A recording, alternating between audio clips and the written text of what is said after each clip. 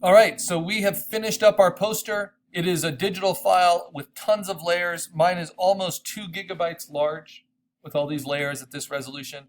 One last thing I could play with if I wanted to is something called vignetting. So I have this background chalkboard. If I felt like it was too boring, like too flat, too even, just like we added shadows under our creatures to put our creatures into environments, I could use the burn tool or the dodge tool. Usually burn is more common with vignetting. I set it on midtones at a low exposure, something beneath 30. And I have a large soft brush, and I can just darken the corners. You see that? And it's very controlled. And this is helping to focus our eye towards the middle. And you can decide whether that's needed or not for your individual poster. If you wanted to do the reverse of that, let's see, make a duplicate of it. If you wanted to do the reverse of that, you would dodge. Same thing, you want to affect your midtones at an exposure less than 30, and you want a nice large brush that's very soft. And you can go in and you can lighten the corners. And maybe that's better for your content. And because you're just doing the midtones, it's not going to get rid of any pixels. And because I have layer styles turned on, it kind of reveals more of that color. So now I have one background color or background fill that's burned at the edges here, and one that's lightened at the edges here. And that allows me to kind of layer them together to get what I want. And it's just another way of giving your design a little bit more customization. And do I like that better than before I did anything?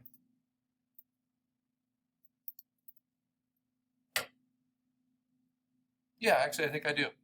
So I'm going to save it there. So I've got this Photoshop file with all these different options, all these different things, including lots of vector layers that could be rescaled to any size. So it's a really valuable kind of treasure trove file. If I want to keep working on it, I would keep it as a Photoshop file, which is now 1.76 gigabytes large. But if I want to print it, I would flatten it, make sure it's the right size for my printing needs, and save it as a TIFF file with LZW compression, which would be a lot smaller than, maybe more like 100 megabytes. Okay, now I'm going to teach you how to make something print ready for a printing press. And I want to be able to play with it in a few different ways. And for the first time, we're going to use something called actions. So you want to look in your computer and see if someone has already loaded in my custom actions. And if not, we're going to get them from the class Dropbox. And these are actions that I've written, especially the color separation one. Those are all ones I've written. But there are some other nice ones, like Carl's customized effects, which are collections of ones I've written and ones that designers have given away that I've collected. So you'll find actions going under Window and just putting a check mark next to actions, and it will show up. And you're looking for ones with my name in them. So a folder that has Carl. Otherwise, it will just have default actions as a folder. So I'm going to show you how to load them. You're going to go to our class Dropbox. Oh, there's our sticker, very nice. Let's see how our t-shirt looks.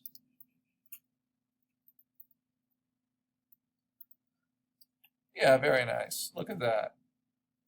Ready to make a difference in the world. Okay, anyway, we're going to go to our Canvas page. Go to links. To remind you that all of this is still very useful to you. This is also where you can find a link to Redbubble in case you forget.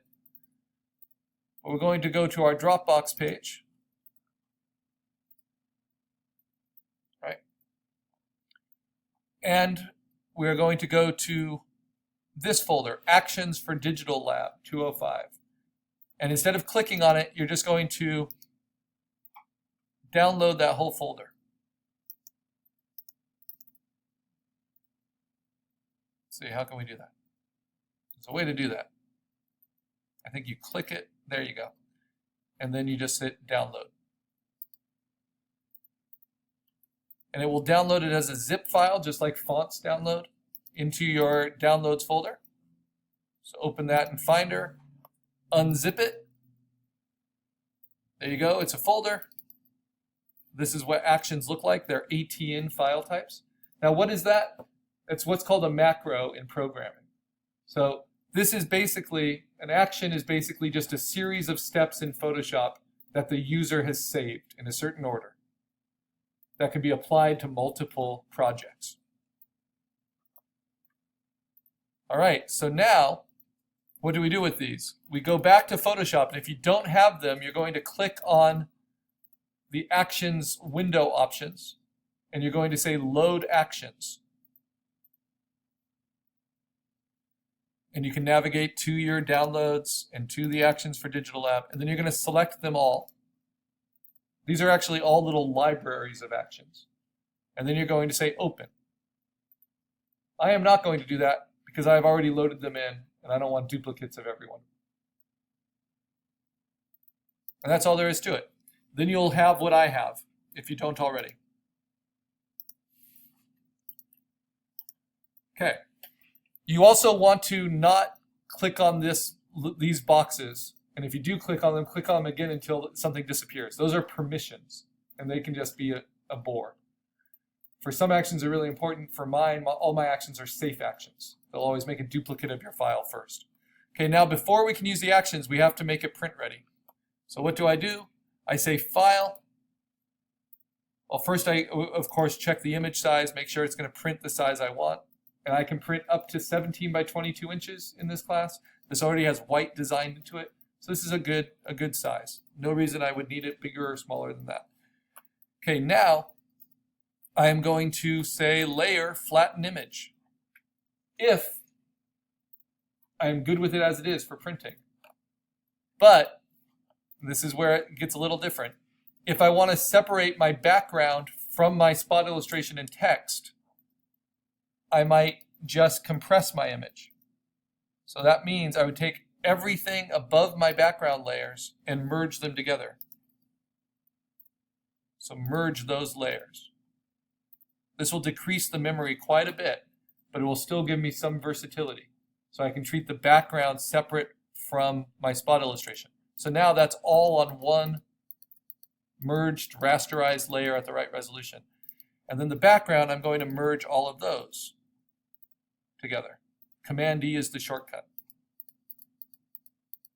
Everyone with me? All right. Now I am going to save it as a TIFF. So File, Save As, even though I have two layers, I'm going to keep my same name, but I'm going to put PR in front of it. It's print ready to the desktop. And instead of a Photoshop format, I'm going to use the TIFF archive format with LZW compression. And it will give me this warning because TIFFs are usually used for flattened images to save space. But including layer size will increase, or including layers will increase file size. That's fine.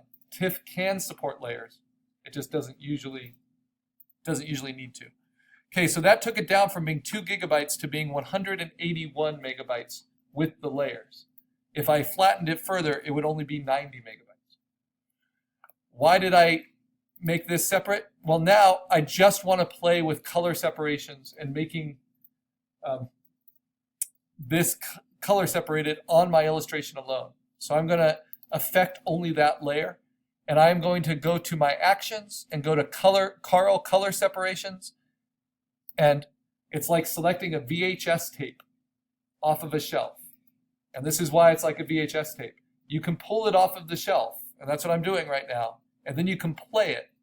But under no circumstances should you open up the VHS tape and start playing with the magnetic tape itself, right? If you start messing with stuff in there, you rewrite the program. And there's no way to lock that I know of. You can set permissions, but just select the tape and then hit play. Okay, and then just do what it says. You have to trust me. You've already saved it. You're just going to hit return, and it's going to have to merge certain things just because we have it in 2 layers. But because you turned the background layer off, it won't merge it. And you'll get this. How cool is that? Now it looks trippy, right? That's intentional. Because what I've done is I've intentionally offset each layer. So what do we have? We have a white background layer that can be turned off. So these are just floating dot screens. And then we have 4 dot layers. First is the black, which is the K of CMYK. Underneath it is the yellow. So this is yellow and black together, and they're pretty much aligned. You can see that the yellow is just offset by a few dots. So if I wanted to correct them, I could just take the yellow, and I could even use my arrow keys and line it up exactly. But I like to hand register them. Just like if you're printing a silk screen, you do it in 4 colors. You have to do them each by hand. And the reason you do this is often to get some kind of funky, cool offset effects. So here's my magenta layer. And this shows me what it looks like with magenta and yellow and black. And now my cyan layer, which is way offset. So then I place that one and I decide how it should be offset or if it should be right on. Okay, so now this is my design, and it immediately turns it into like this vintage kind of sticker where all of the inks, when they're all showing and overlapping, and they're set at slightly lower opacities. So cyan is set at 100 because it's beneath everything else. But then magenta is only at 66, yellow is only at 45, and black's only at 80. So that even on the blacks, you can see how all the dots make these little roses that overlap each other. And so when you get far enough away, it mixes those colors optically. It gives you green even though there's no green ink. It gives you purple even though there's no purple ink. So on and so on. Okay, what can you do with these? Well, what I mean by having safe actions is it will never do it to your original file. Instead, it will open up new files. And if you do CMYK full run, it gives you a separate file for each ink layer. That is all perfectly placed. But I'm not going to use those right now because I did the full run up.